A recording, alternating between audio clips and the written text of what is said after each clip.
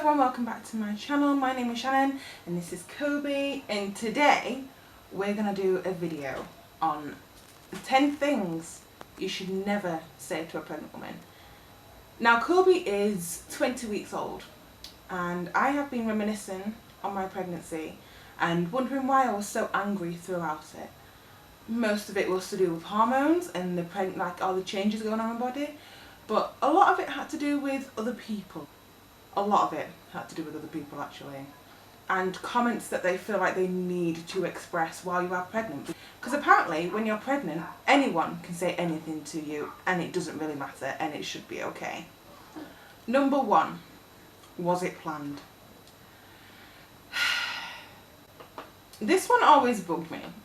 It bugged me because it's none of your business whether my baby was planned or not. You're blatantly asking someone, were you purposefully having sex to make this child, or were you just having a little bit of fun and he just appeared? Number two, are you planning on having any more? So imagine you're about 6 months pregnant and somebody asks you if you're planning on having any more, but you haven't even popped this one out yet. Let us just enjoy this one baby that we have for the moment, and then we will discuss at the later date if we're going to have any more. And I think that is a conversation that we have as man and wife, or boyfriend and girlfriend. We don't need a third party asking if we're going to have any more children, because again, that is none of your business. Just let us have and enjoy this one baby that we already have. That's not even here yet. Number three, you look tired. I know. And when I got pregnant, I was even more tired because your body is making a brand new human being. Like a brand new human being. You're allowed to be tired. You're allowed to tell people you're tired. But somebody is not allowed to tell you that you look tired, because that's just rude. That is very rude. I know I look tired. You don't have to tell me. I look like a lot of things right now, like a beached whale. I walk like a penguin. I have spots everywhere. You don't have to tell me that I look tired. I know. Why can't you just lie to me and tell me that I look nice and pretty and glowing? Number four, sleep now because you won't be able to later. I know newborn babies don't sleep. I know that babies don't really sleep in general, unless you have like a really, really good baby.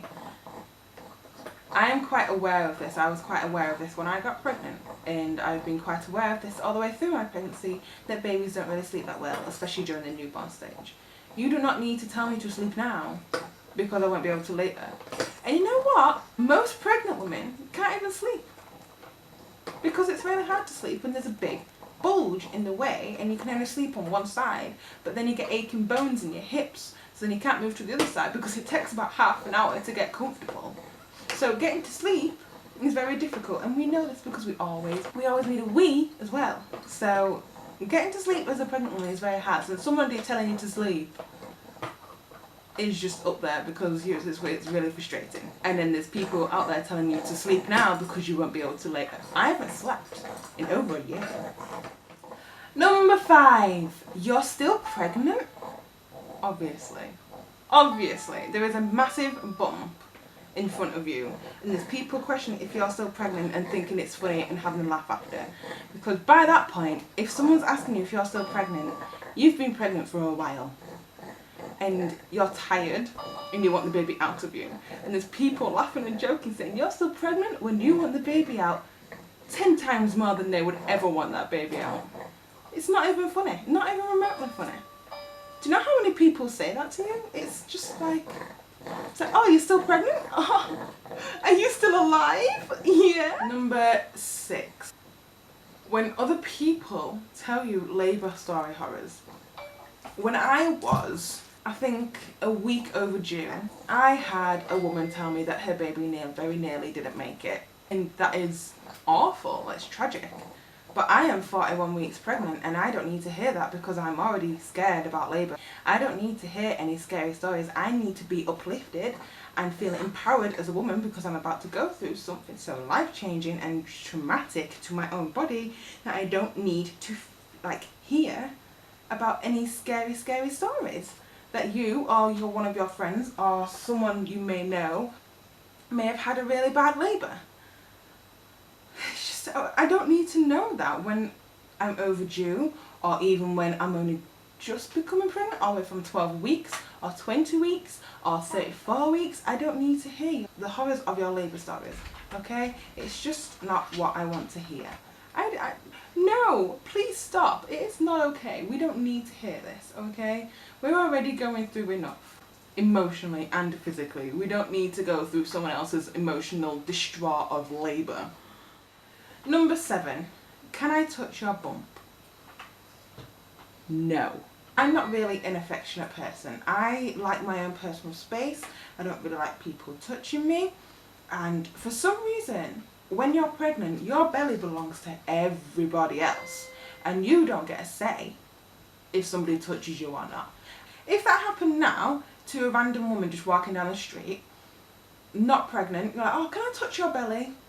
I'm pretty sure that I'd get like classed as, harassment. But there's something about a baby bump that people want to touch, whether you like it or not. Now, when I was pregnant, I didn't want anyone to touch me. I was big, I was huge, I was warm, I was sweaty, I was spotty. I felt sick 99% of the time. I did not want anybody near me. But people came near me. Nobody needs to touch close up, okay? He didn't like people touching him. I used to say that. I'm like, my baby doesn't like you touching him. And people always used to laugh, thinking, oh, it's just me that I don't want people to touch my belly. No, he didn't like people touching my belly. He liked to move away from people's hands. It was fun. But yet people still touched. Number 8, are you going to breastfeed or bottle feed? I'm going to feed my child. How? It's none of your business.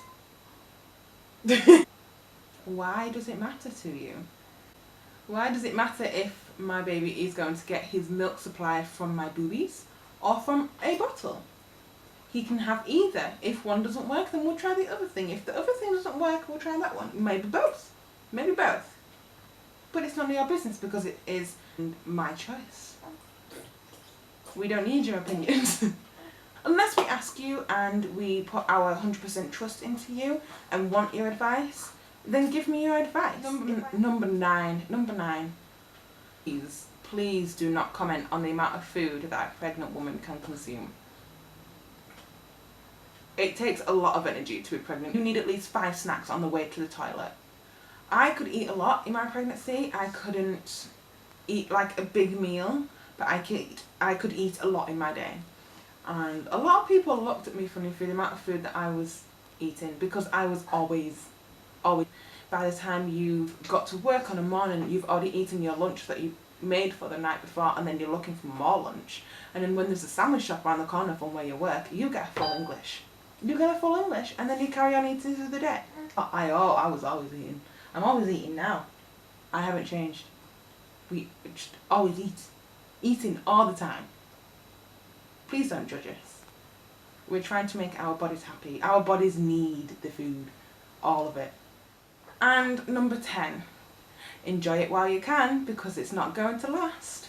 What does that even mean? What does it mean? Enjoy what?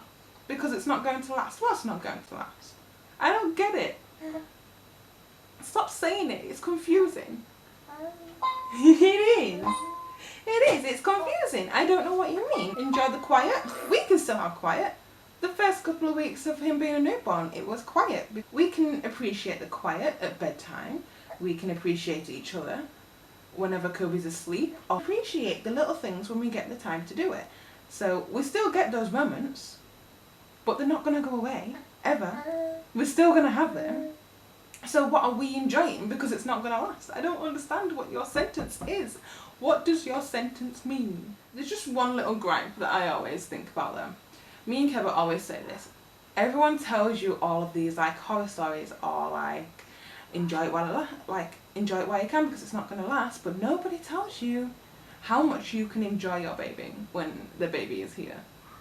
Like, nobody tells you that. Nobody tells you like the positive side to being pregnant. Obviously you go through that morning sickness and the labour and the round ligament pain and all the lightning crotch and everything that you go through, but nobody tells you how you can that at the end of it you enjoy your beautiful little baby at the end of it and their wonderful personality that they've got. Nobody tells you that. Why does nobody tell you that? Nobody tells you that you enjoy your baby after. They focus on the here and now, and they don't really tell you that you can enjoy your baby after. If anything, having a baby has made me want to do more things. So, there you go. He's motivated me. So yeah, that was the 10 things you should never say to a pregnant woman. I hope you enjoyed this video, and we'll hope to see you next week sometime. Bye! Say goodbye.